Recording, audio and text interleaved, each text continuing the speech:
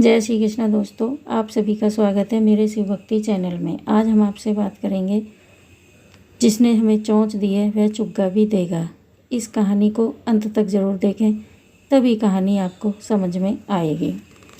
तो आइए शुरू करते हैं। 19वीं शताब्दी की बात है।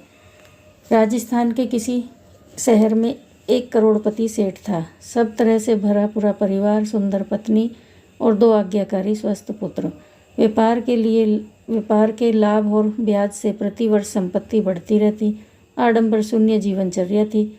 खर्च में वह बहुत मिथ्यावी था। साल के अंत में आय व्यय का मिलान करता और देख लेता कि पिछले वर्ष की अपेक्षा कितनी बढ़ोतरी हुई, व्यय कितना रहा। एक दिन शहर में एक प्रसिद्ध महात्मा आए। सेठ ने उनकी प्रसिद्धि सुन रखी थी।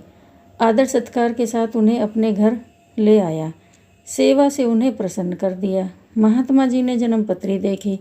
उन्होंने बताया, बृहस्पति उच्च का है, सब प्रकार के सुखों में जीवन व्यतीत होगा, यश भी खूब बढ़ेगा। आप साधु महात्माओं और दीन दुखियों को प्रतिदिन अन्न की भेंट किया करें। इससे आपके वंश में 5 पीढ़ी तक वैभव और यश बढ़ता रहेगा। महाराज यह सब बताकर चले गए। सेठ उनके कहे अनुसार दूसरे दिन से अन्न वितरण करने लगे, परंतु उसके मन में एक चिंता रहने लगी।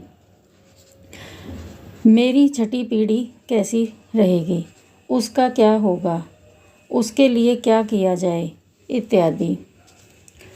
सेठानी और मुनीम ने बतेरा समझाया कि छठी पीढ़ी की अभी से क्या चिंता है, इतनी संपत्ति है, जमा हुआ कारोबार 5 पीढ़ियों तक तो चलेगा ही, आगे भी कोई न कोई समर्थ होगा जो संभाल लेगा।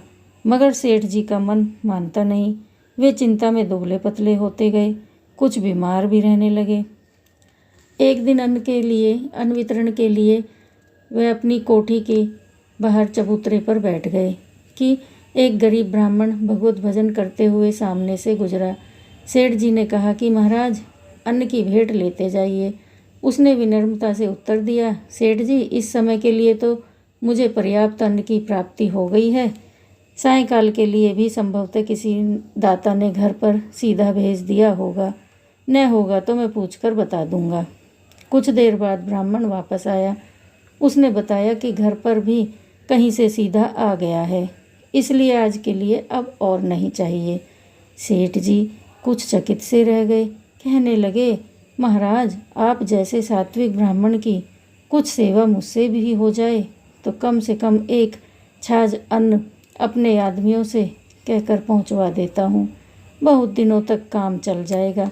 ब्राह्मण ने सरल भावना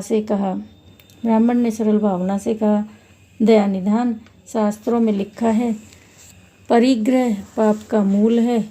विशेषतः हम ब्राह्मणों के लिए आप किसी और ज़रूरतमंद को यह अन्न देने की कृपा करें। दयालु प्रभु ने हमारे लिए आज की व्यवस्था कर दी है, कल के लिए फिर अपने आप ही भेज देगा। जिसने चोंच दी है वह चुग्गा भी देगा। सेठ जी उस गरीब ब्राह्मण की बात सुन रहे थे, मन ही मन विस्मित भी थे। इसे तो कल की भी चिंता नहीं, जो आसानी से मिल रहा है उसे भी नहीं लेना चाहता। एक मैं हूँ जो छठी पीढ़ी की चिंता में घुला जा रहा हूँ। दूसरे दिन से वे स्वयं प्रसन्न दिखाई देने लगे। दान धर्म की मात्रा भी बढ़ गई।